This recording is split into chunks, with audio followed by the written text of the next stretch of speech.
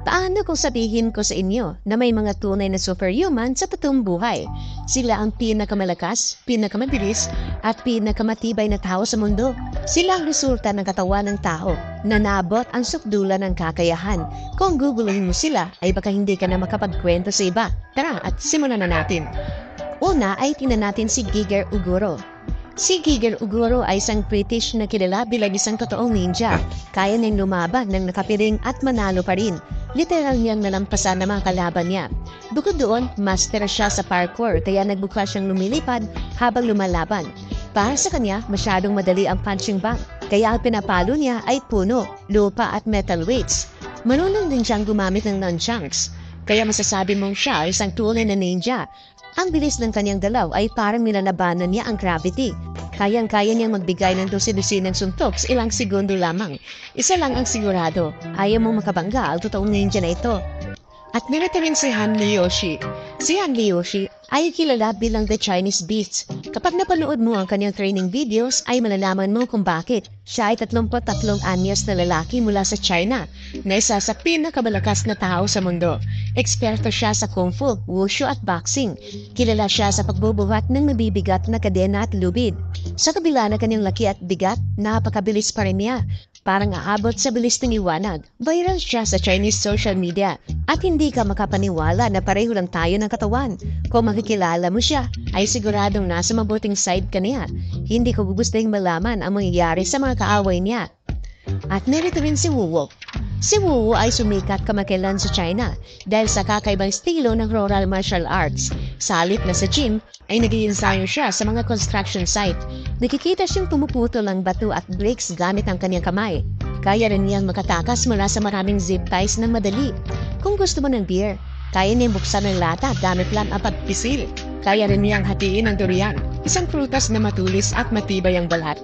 Ang kanyang mga sipa ay kaya ring baliin ng baseball bats, kahoy at kahit na metal. At kaya niyang hatiin ang isang mansanas gamit lang ang kanyang daliri. At narito rin ang Iron Neck.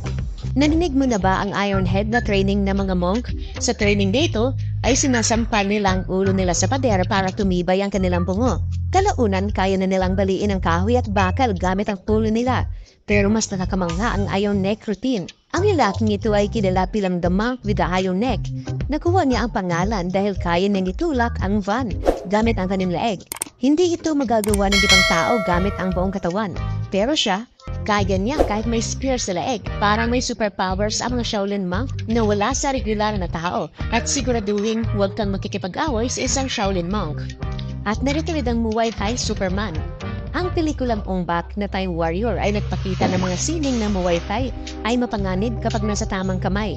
Walang mas mahusay na patunay nito kaysa sa Muay Thai Superman. Siya ay mula sa China. At bukod sa malakas na mga sipa at suntok niya, ay napakabilis din ng mga ito. Ang kanyang mga training video ay naging viral sa Chinese social media.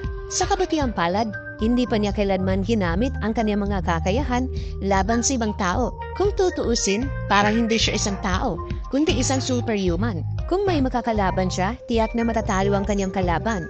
Tingnan mo na lang kung paano niya sumira ang isang puno sa loob lamang ng ilang segundo.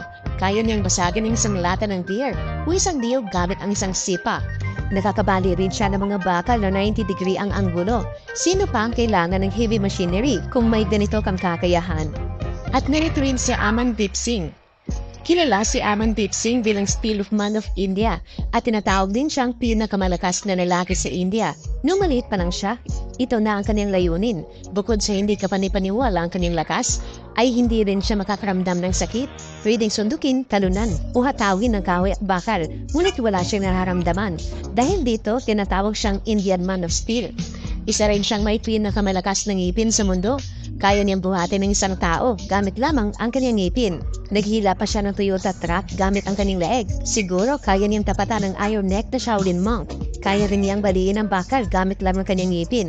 Ang lakas ng kadat niya ay parang pating leon. Kung bibisita ka sa India ay wag na wag mo siyang guguluhin. At narito rin si Levan Siguenas Pili. Kilala ang lalaking ito bilang The Hope of Georgia. Isa siya sa pinakamahusay na arm wrestler sa mundo at nanalo na ng 7 world record sa arm wrestling. Timbang niya ay 397 pounds.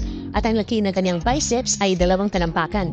Ang kamao niya ay kasing laki ng ulo ng tao, kaya hindi na nakakapagtataka na talunan niya ang halos lahat ng arm wrestling. Nakakabaliw isipin na parehong tayo ng katawan sa mga ganitong tao. Ang pagkakaiba lang ay nagdaan sila sa libu-libong oras ng matinding training. Inspirational ang mga taong ito. Ipinapakita nila na kahit sino sa atin ay pwede maging superhuman kung susubukan. Pero hindi biro ang dedikasyon at pinagdadaanan nila para marating ang kinalalagyan nila ngayon. Ikaw, gugustuhin mo bang maging superhuman tulad nila? O masaya ka na bilang isang ordinaryong tao?